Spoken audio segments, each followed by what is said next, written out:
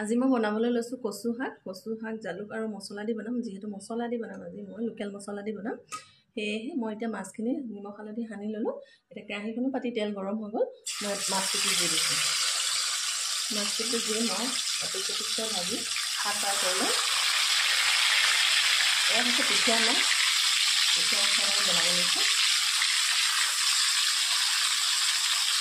মই আপোনালোকক হেল্পফুল ভিডিঅ'হে আগবঢ়াব বিচাৰোঁ, সেইগতিকে হেল্থৰ বাবে যিটো ভাল সেয়েহে দিছোঁ। জালুকৰ লগত বনাইছোঁ, যিহেতু ঠাণ্ডাত জালুক খাবই লাগে। আৰু কচু শাকৰ লগত বনাইছোঁ। কচু শাক যিহেতু মাহত এবাৰ হ'লেও আমি খাব লাগে, সেই গতিকে কচু জালুকো দি বনাইছোঁ। উইথ মই জিৰা ধনিয়া মছলা দিম, মানে লোকেল মছলাটো দিম। খাই দিব আপোনালোকে। এয়া মাছ কেইপিচ মোৰ ভাজি হৈ গ'ল, মই এতিয়া নমাই ল'ম মাছ কেইপিচ।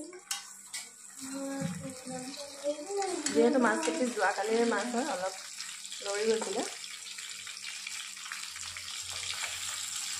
নমাই লৈছোঁ। মই ফ্ৰিজত খোৱা নাই, যিহেতু ঠাণ্ডা হয়।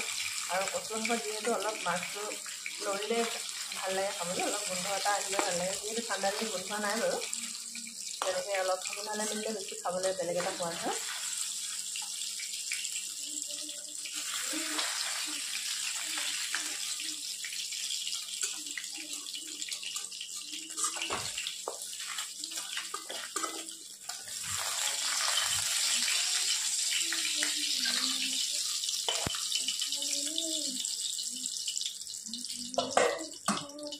মই ইয়াত এতিয়া কচুখিনি ভালদৰে কাটি ল'লোঁ। ইয়াত মই এতিয়া পিঁয়াজখিনি দি দিম।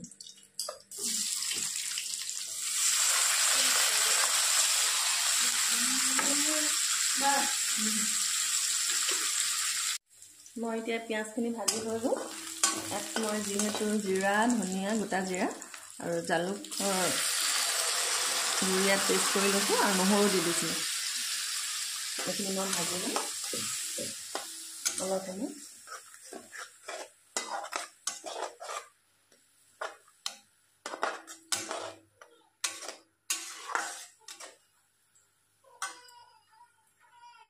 যিহেতু মোৰ ইয়াত মছলাখিনি পানী একেবাৰে শুকাই নাইকিয়া হৈ গ'ল, সেই গতিকে মই ইয়াত কাটি ৰখা এই কচুখিনি দি দিম। কচুখিনি আৰু আলুখিনি দি দিম। মই কম ষ্টিমত এইখিনি সিজিবলৈ দিম। একো মই ইয়াত বিলাহী বা টেঙা বা ঔটেঙা একো টেঙাজাতীয় বস্তু দিয়া নাই। ইয়াত মই মছলা দি বনাইছোঁ। মছলা এড কৰি সম্পূৰ্ণ এটা বেলেগ পদ্ধতিত বনাইছোঁ। খাবলৈ বিৰাটেই ভাল লাগে। বেলেগ এটা পদ্ধতিত বনাইছোঁ, আপোনালোকে এনেকৈ খাই চাব, সোৱাদটো বেলেগ হয়। কচু খাইছোঁ নিচিনা নালাগে, যিহেতু লোকেল জিৰা ধনিয়া আৰু মছলাটো দিছোঁ। মই এতিয়া ইয়াত নিমখ হালধি এড কৰি ঢাকন মাৰি ঢাকি দিম। মই এতিয়া ইয়াত হালধি দি দিম। হালধি দি দিছোঁ আৰু মই ইয়াত নিমখ দি দিম। সোৱাদ অনুসৰি নিমখ দি দিলে হ'ল। দি এইটো মই কম ষ্টিমত সিজিব দিম।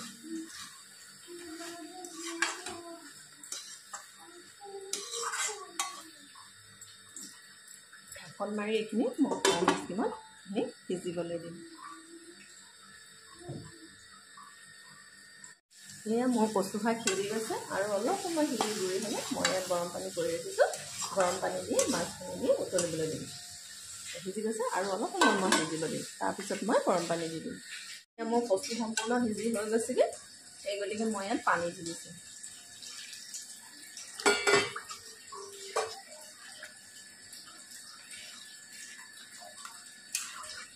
অলপ উতল অহাৰ পিছতে মই মাছখিনি দি দিম।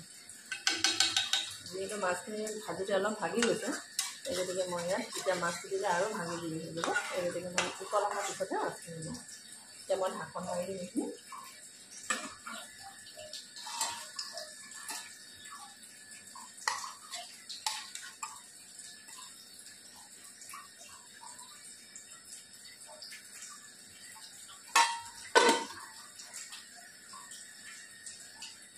এয়া মোৰ কচু শাক সম্পূৰ্ণ গলি হৈ গৈছে, প্ৰায় গলি গ'ল। এয়া একেবাৰে গলি গ'ল। মই এতিয়া সেই মাছখিনি অলপ ভাঙি গৈছিলে যিহেতু, গতিকে মই এতিয়া মাছডোখৰ দি দিছোঁ।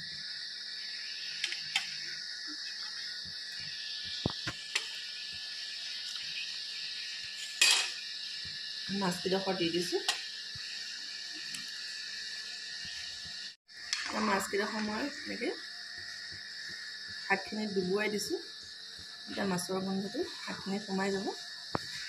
এতিয়া মই ঢাকন মাৰি দিম। ঢাকন মাৰি আৰু 5 মিনিট সময় উতলাব দিম। এয়া মোৰ কচু শাকৰ ৰেচিপি তৈয়াৰ হৈ গ'ল। টেঙা নাই দিয়া, মছলা দিছোঁ, লোকেল মছলা, জিৰা, ধনিয়া, জালুক। আপোনালোকে এনেকৈ ট্ৰাই কৰিব বুলি আশা কৰিছোঁ।